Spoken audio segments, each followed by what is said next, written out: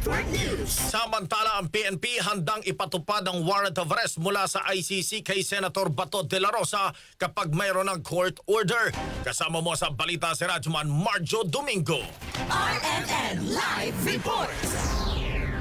Handa ang Philippine National Police na ipatupad ang warrant of arrest si Senator Ronald Bato de la Rosa mula sa International Criminal Court kung mayroon na itong court order. Ang PNP spokesperson, Police Brigadier General Rado Tuanyo, may dalawang proseso para i-implement ang ICC warrant. Una, extrajudicial proceedings na nangangailangan ng court order kung saan ito ay magkakaroon pa ng pagdinig. Pangalawa ay ang direct surrender kung saan ang ICC warrant ay padadaanin sa Interpol sa koordinasyon sa National Central Bureau o sa Philippine Center for Transnational Crime at pupulungin ng apat na ahensya, ang PNP, NBI, DOJ at PSA. Kaugnay nito ayon kay Tuanyo, wala pang natatanggap ang PNP na kautusan mula sa NCB at PCTC kung alin sa dalawang proseso ang gagawin para sa ICC warrant ng Senator Bato de la Rosa.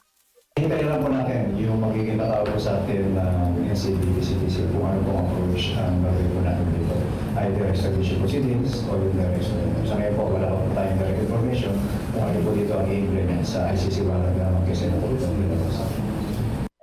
Samantala nanindigan ng PNP na mananatili itong nakasandig sa mga umiiral na batas.